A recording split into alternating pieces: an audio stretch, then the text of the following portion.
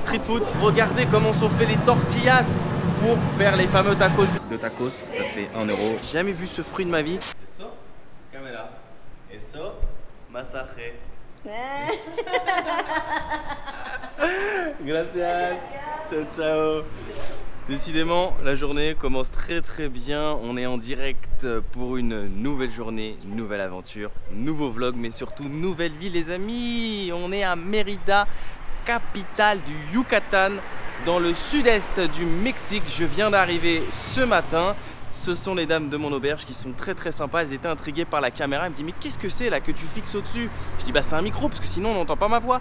Elle me dit mais c'est quoi là les petites boules de poils? Je dis bah en fait si vous voulez c'est pour qu'on entende bien ma voix lorsqu'il y a du vent. C'est une bonnette anti-vent. Donc elles étaient intriguées. Et je leur ai dit mais ça peut servir aussi à faire des petits massages. Donc voilà, c'était la petite blagounette du jour.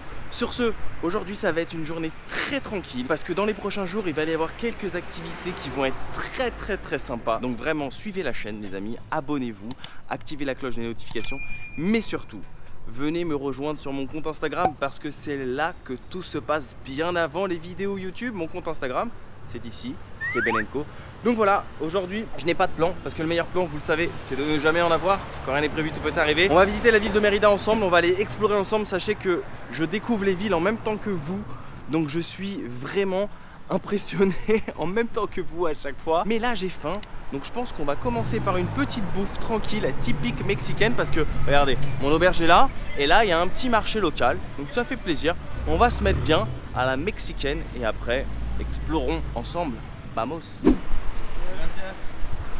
Bon, première petite mauvaise nouvelle du jour, qui n'est pas vraiment une mauvaise nouvelle. Je me suis fait piquer le dernier mollet par ce monsieur. En fait il n'y a plus de mollet, je voulais m'asseoir tranquille ici dans les terrasses de ces marchands. Voilà, le marché est juste derrière et en fait il y a plein de marchands tout autour. C'est vachement bien, mais la plupart là ils commencent à fermer parce qu'il est presque 3 h déjà. Je sais, je prends mon déjeuner un peu tard, mais relax, on est à l'heure mexicaine, relax, c'est pas grave, j'en profite. On va aller en ville, peut-être qu'il y aura des petits street food sympas où on va bien se rassasier ensemble. Je vous montrerai peut-être de nouvelles choses et c'est ça qui est cool en voyage parce qu'en fait ici au Mexique, chaque province est différente, chaque province a ses spécialités et à chaque fois il y a des nouvelles choses à voir, à faire, à tester. Et c'est ça que j'aime en voyage et je suis curieux de tout, je teste tout, enfin pas tout non plus, j'ai quand même un budget voyageur à respecter.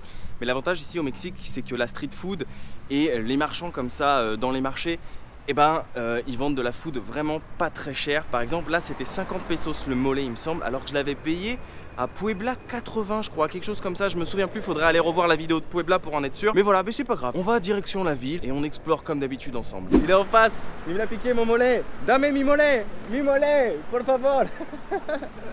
Ciao. Je dis rends-moi mon mollet, c'est le dernier, mince. C'est pas grave, parce que vous savez, je vais vous dire quelque chose, chaque chose est faite pour une raison, et ça c'est vrai en voyage, peut-être qu'on va trouver autre chose, vous verrez au cours de la journée, c'est ça que j'aime bien, parce que quand on commence ces vlogs aventures en mode quand rien n'est prévu tout peut arriver, ben on sait jamais ce qui va se passer, c'est toujours basé sur les rencontres, et c'est ça qui est ouf, comme le vlog que j'ai tourné hier dans la ville de Campeche, quand j'ai rencontré Guillermo, le marchand qui m'a emmené faire un tour en scooter et tout, c'était ouf. Puis après j'ai bu des bières avec des Mexicains dans un bar, c'est ça qui est ouf. Ça c'est les vrais vlogs, j'aime bien vous montrer vraiment le pays quoi, le vrai Mexique, ça c'est le Mexique. C'est drôle ça, on dirait la porte de l'entrée de la ville en fait. Plus je me rapproche du centre-ville, là j'ai atterri sur une place avec une petite église colorée là-bas au passage, comme dame, magnifique, rue colorée, je kiffe trop. Mais ouais, sympa, et on se rapproche du centre-ville.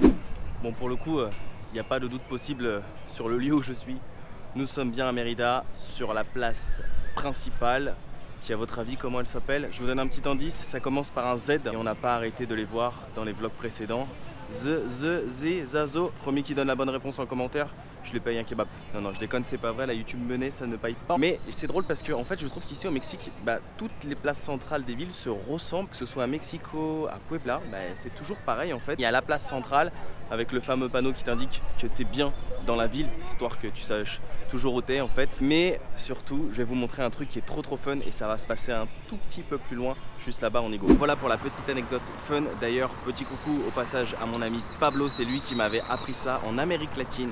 À chaque fois que tu es en fait sur une place principale, il y a toujours le pouvoir religieux. Donc là l'église, regardez, elle est là, et pas très loin le pouvoir exécutif et là on a le palais exécutif de la ville de Mérida. Donc voilà, ça c'est pour l'anecdote. On en apprend des choses en voyage, hein. Alors souvent dans les grandes rues des grandes villes en Amérique latine, c'est assez bruyant. Il y a de la musique, il y a des vendeurs avec des micros qui font la promotion de leurs produits du magasin. Donc c'est comme ça, mais c'est l'Amérique latine, c'est vivant. Oh, de la street food. Et là, grâce à ce gentil monsieur, muchas gracias señor, il m'emmène, en fait, je lui dis Seigneur, por favor, hay un mercado aquí? Il m'a dit si, vamos. J'ai dit ok, en fait il va me montrer où est le marché parce que là je commence à avoir un peu faim. Et en fait dans tous les marchés ici, bah forcément, il n'y a pas que des vêtements, il n'y a pas que des souvenirs à acheter, il y a aussi le coin bouffe comme je vous ai déjà montré dans plusieurs vlogs.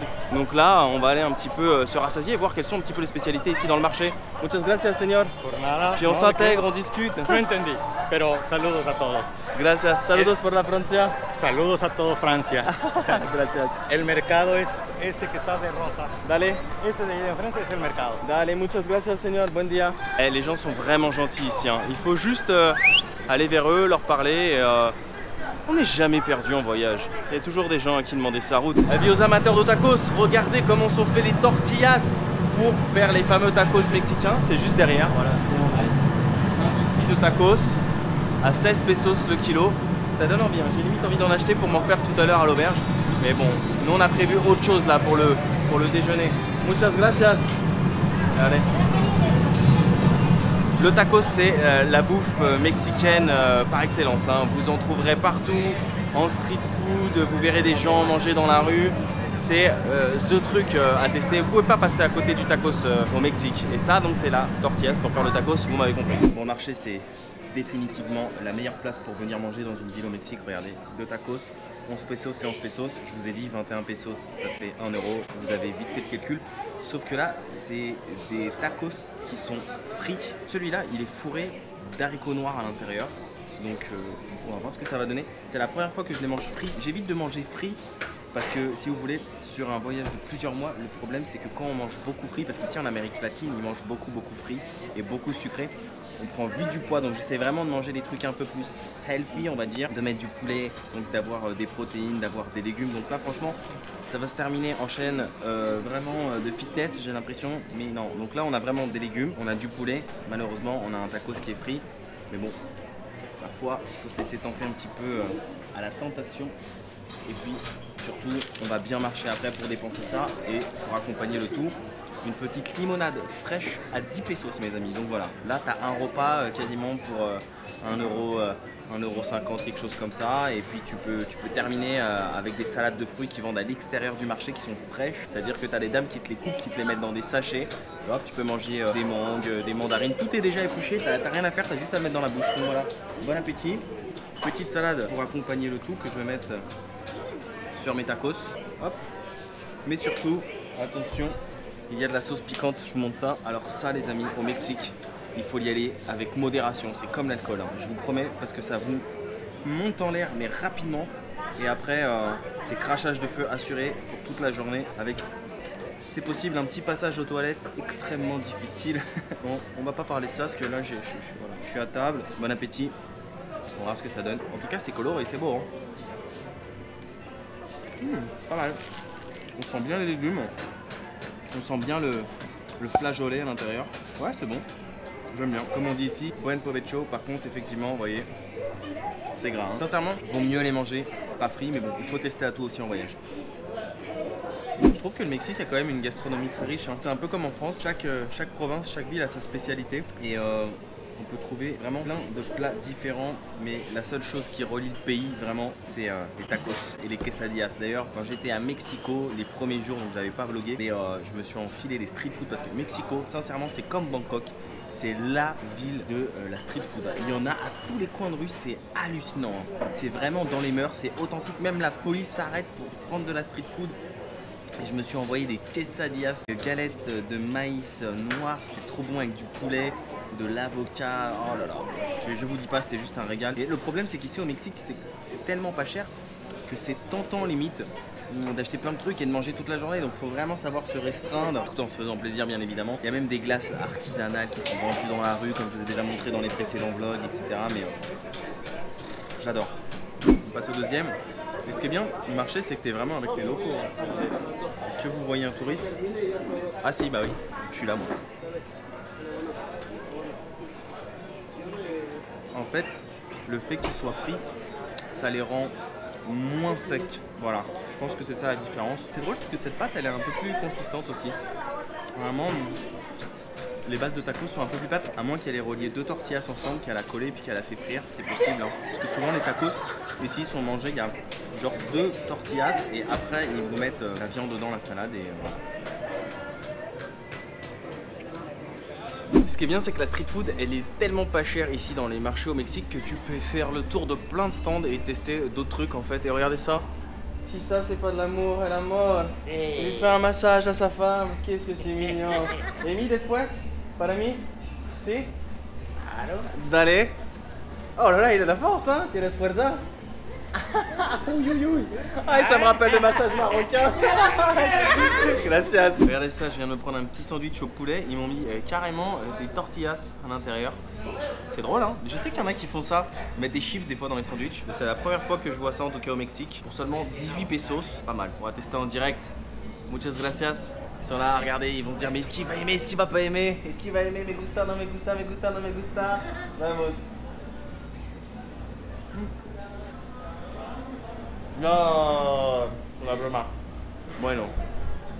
Un sandwich très simple, très basique, simple en mode Orelsan, mais qui fera l'affaire pour se rassasier. Je suis pas sûr que ce soit une bouffe typique du Mexique ce sandwich, mais après les tacos que je viens de manger, j'avais encore un peu faim. Je voulais tester autre chose, donc voilà, je me suis fait plaisir. Ce matin, en fait, quand je suis arrivé à l'auberge, j'avais pas pris de petit déjeuner et à côté au marché, là où je voulais manger une mollet, vous vous souvenez, où ce monsieur m'a piqué le dernier mollet. En fait, j'ai pris un sandwich, il était largement meilleur pour, je crois, 20 pesos.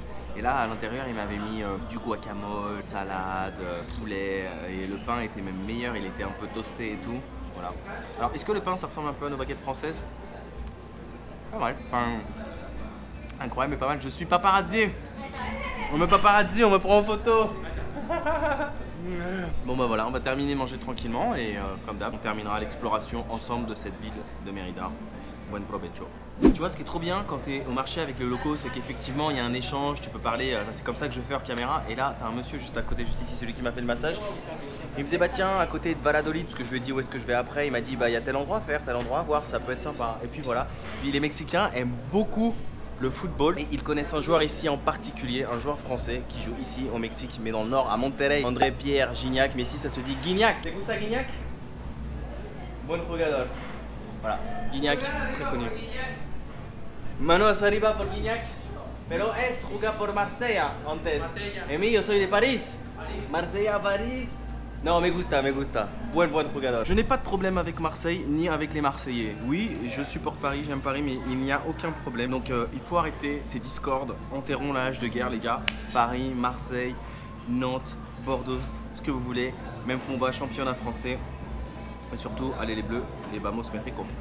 C'est drôle parce que plus on discute avec les locaux et plus on en apprend sur le pays, mais sur les choses à faire. Donc là, ils m'ont donné en fait un endroit à visiter qui s'appelle Usama. Apparemment c'est un petit village qui est très sympa avec des cénotes. Vous savez les cénotes, ce sont ces piscines naturelles qui sont creusées comme ça dans la terre, qui sont vachement sympas et typiques du Yucatan. Il y en a plein et on va en faire, croyez-moi on va en faire. Donc abonnez-vous les amis parce que ça va être tout ce qui va se passer ensuite dans les prochains jours. Mais surtout ce qui est drôle c'est que ici je parlais avec le monsieur. En fait il me disait que ça fait 46 ans qu'il est là. C'était son restaurant, enfin c'est toujours ses restaurants. C'est lui qui travaillait ici, mais maintenant ce sont ses enfants parce qu'en fait il a 4 enfants, donc là ce sont ses enfants qui travaillent derrière. Et en rigolant je lui disais bah c'est drôle parce que ça se trouve que c'est toi qui travaillais ici avant, maintenant ce sont tes enfants et peut-être qu'après ce seront les enfants de tes enfants, un restaurant familial quoi.